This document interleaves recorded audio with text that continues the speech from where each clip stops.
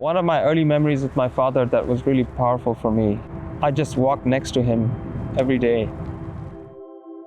He used to talk about key principles of how to live. He led a life that was always principled from the moment he was young. Because he was principled, he would never do anything that was unprincipled. And he would never obey orders from anyone who told him to do anything that was unprincipled. He didn't want to do activities where he was supporting a government or a system that was being oppressive to people or was perpetuating a system that was corrupt, and he couldn't stand for it. As a young major in the army, he decided he needed to take things in his own hands because no one else was doing anything. For audience that don't really know, who are you the son of? Who is your father? I am the son of Lieutenant Colonel Sayed Farooq-ur-Rahman, and he had a very illustrious military career until he decided to screw it all up and desert the Pakistani army that was where he was located in 1971 when Bangladesh was seeking its independence from Pakistan, and leave and join that country and fight for the battle of liberation for the country. And then he quickly rose up the ranks there, and then he decided to do something else that was also quite renegade. He decided that he needs to topple the country's government at the time because it was unjustifiably oppressive and destroying the country's very ethos when it comes to its democratic process, and it's also what the country strove for its independence. It led to his hanging in 2010. Yeah. Which was after about 35 years, and a whole lot of other things, Yeah. including a destruction of our lives and a complete annihilation of our families. It's tough. Families, I guess, cohesion. It's been a very difficult journey for the family, and I'm grateful that we went through that journey. But it's not something I would wish on anyone else. Yeah.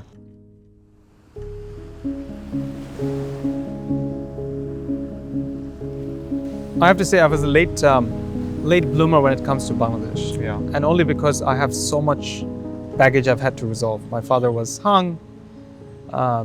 There's a lot of trauma associated with the place. So it took me 38 years to unpack all of that because I was running away. I couldn't even go back to the country. Yeah.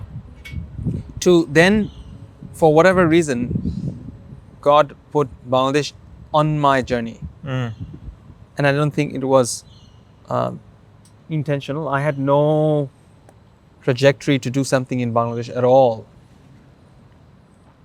8 years ago. 6 years ago, I started investing in Bangladesh. 5 years ago, right? Yeah. And it started slowly seeping in that you must reconnect with your roots. Yeah. And not because I wanted to. It just so happened that the opportunities started happening there. And then last year was a huge revelation for me because I was able to deeply reconnect and see the absolute beauty of that place, and also my role in contributing to that place, and what I see as God nudging me along to say, you need to be a part of this in some way, you need to contribute in some way. It can't be about you spreading your seeds of hope and everything else to the rest of the world when your own people, the place, the land that brought you up, and the village and the village that raised you do not get a share of what they've invested in, the garden that raised you. So as a result, I felt a pull, and ever since then I've had a pull to go back and serve. I don't know what that's going to look like. I don't know how I will be of service, but I certainly want to do whatever's in my capacity. Took you 38 years, right, to unpack your trauma. I'm of the belief that our trauma, if it's unpacked well, kind of shapes what we do and our path. Because we always, especially if we stay true to our own identity. Do you feel like that's the case for you and for other people, that the experiences you had, and they were tough, and I know about it, they shaped your path? As you said, you kept mentioning you didn't know how you came across Bangladesh and how Allah has put it in your path. Mm. Is that your trauma unpacked and that kind of shaped your path and you're staying true to yourself, right? Yeah. Well, I had to go down to my root, my fitra, as it says, right? And my natural state. Like, is it linked to it? It is a part of your identity. You need to own it, and you need to be a part of that space because you have a role to play, just like you do, Mustafa, for your country, for the people there who might see you and say, "Wow, if he can do that, imagine what I can do. Yeah. Imagine the things I can build.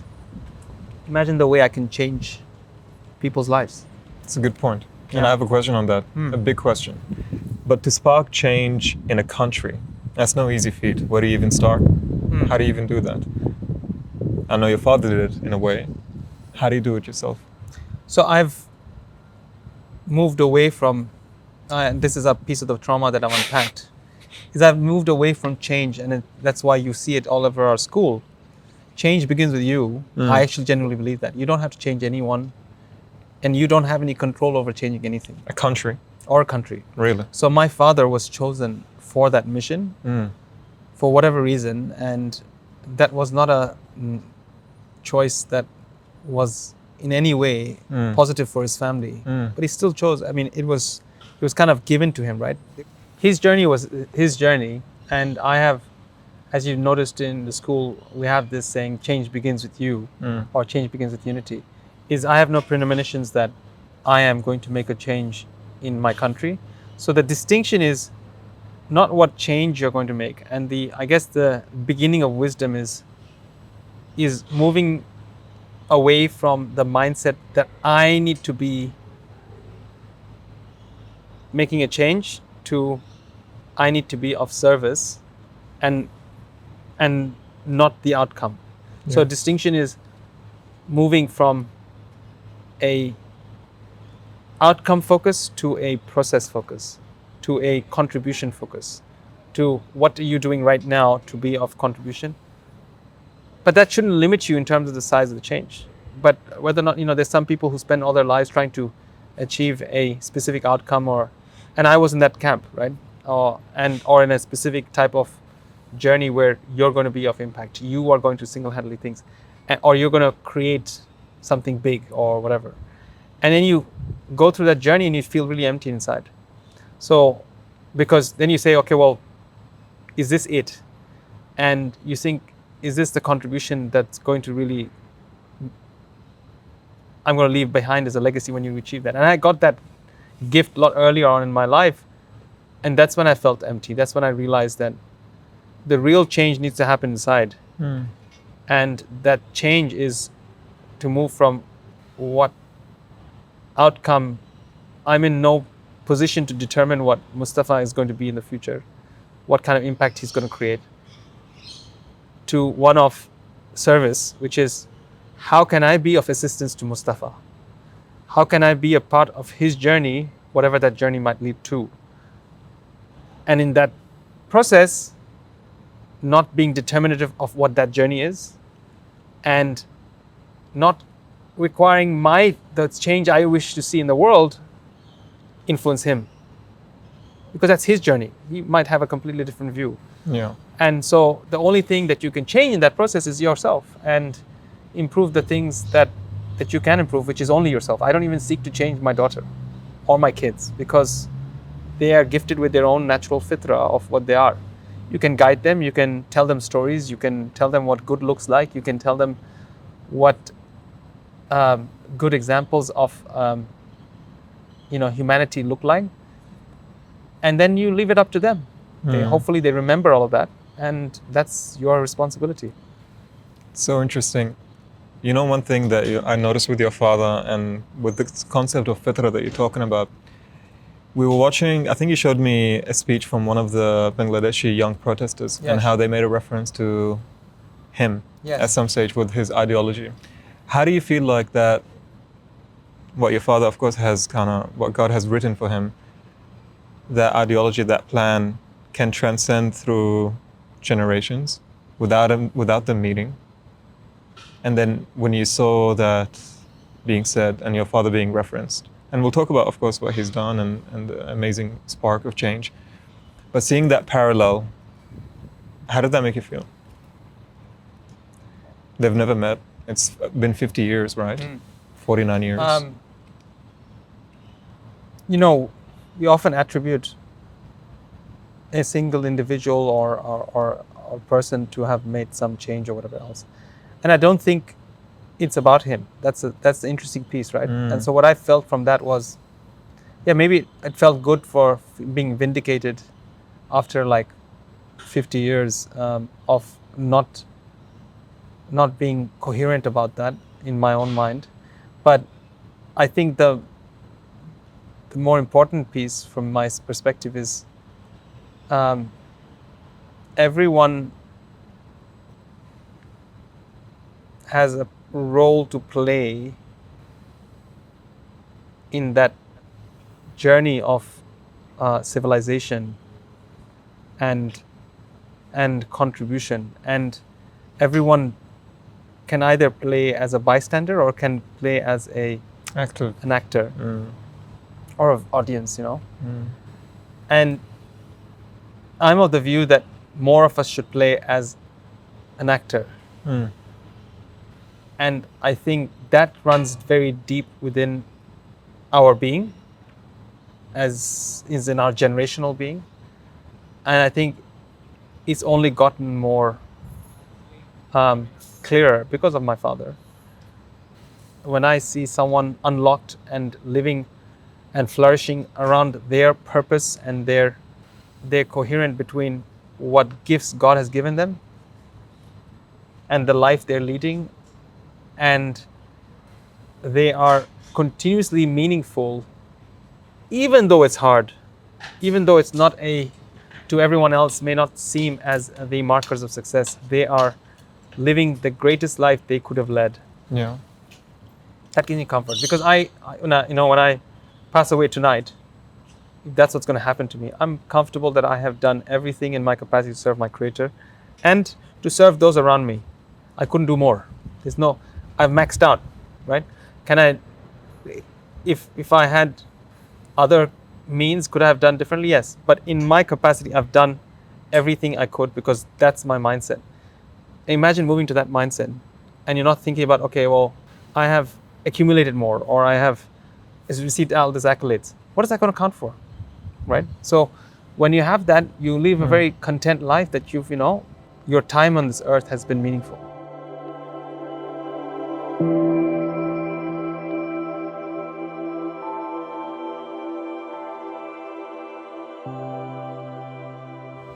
Your father's story. What was the book that you... The Legacy of Blood? The Legacy of Blood. For those, of course, that don't know, can you tell us something about your father's journey and what we can learn from him? Because when I read the book and what I understood from him, it is so difficult, especially at the time that he was, to stand against a big regime and to kind of tackle the uncharted grounds that he did. I guess, what are some of the key learnings we can take away from his story that we can apply to our lives? It's interesting. It's a good question. I think the first one is that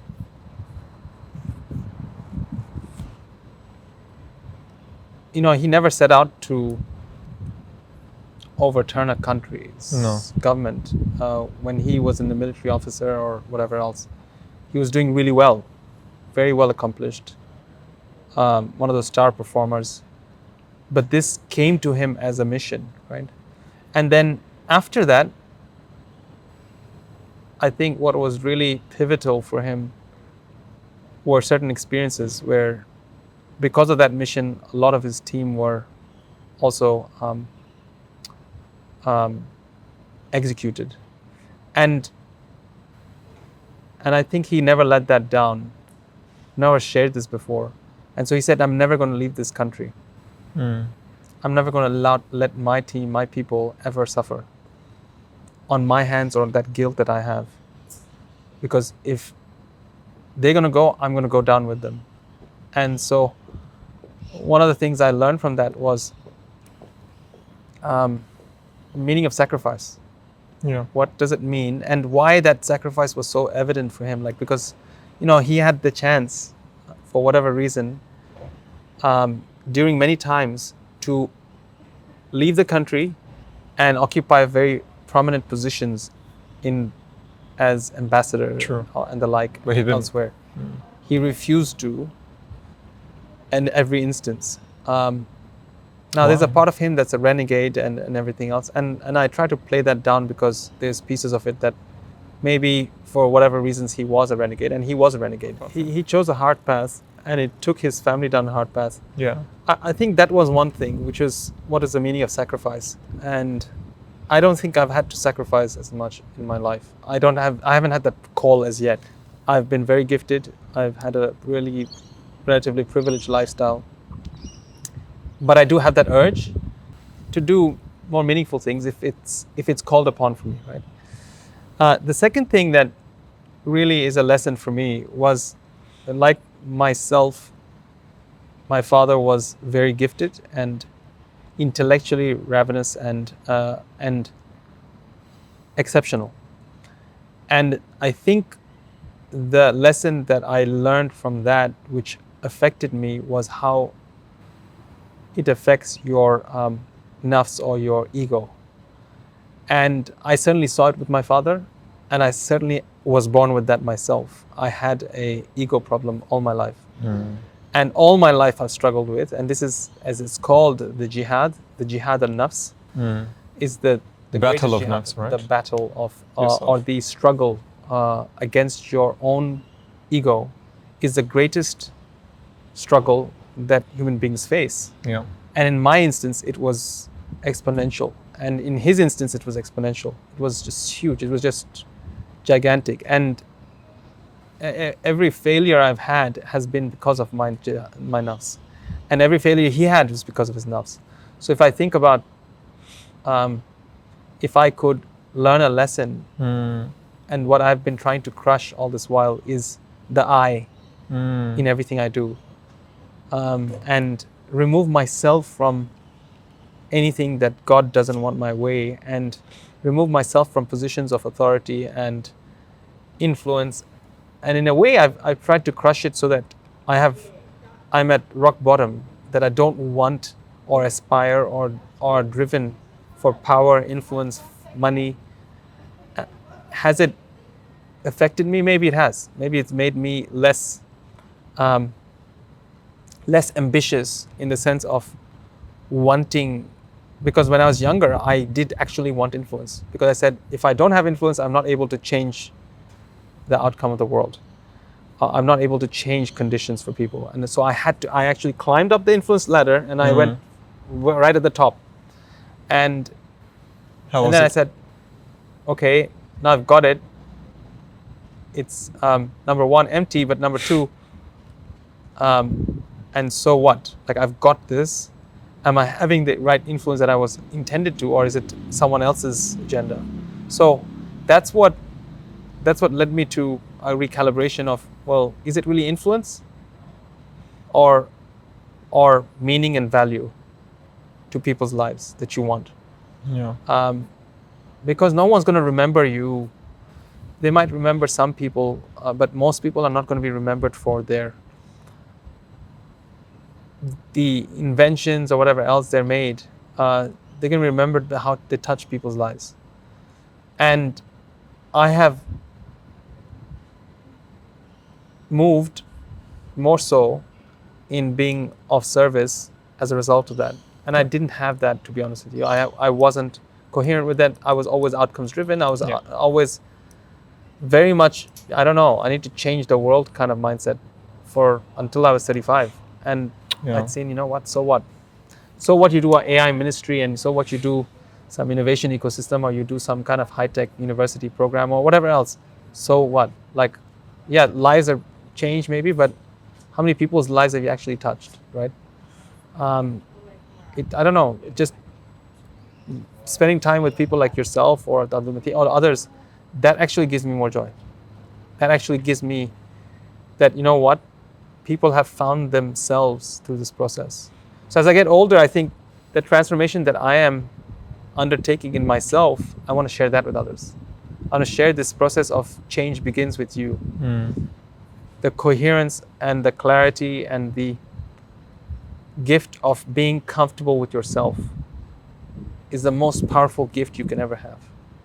And that's all I want to give to others, and to the extent that they won't accept it. So I'm not even out there promoting this. Yeah. But to the extent that they feel magnetically attracted to me in some way, I want to offer it. And that's what I do. It's terrifying to face that, Sayed. But you know what's one of the biggest things I learned from you? For a long time, I always thought about, are we special as kind of people, right? As individuals. And what I learned from you was, it's not about how special we are. It's about how special we can make others feel. And I kind of learned that firsthand, kind of just experiencing that with you. And it shifted my mindset, right? Where if you can help others within your skill set, within your journey, that's the gift, I believe.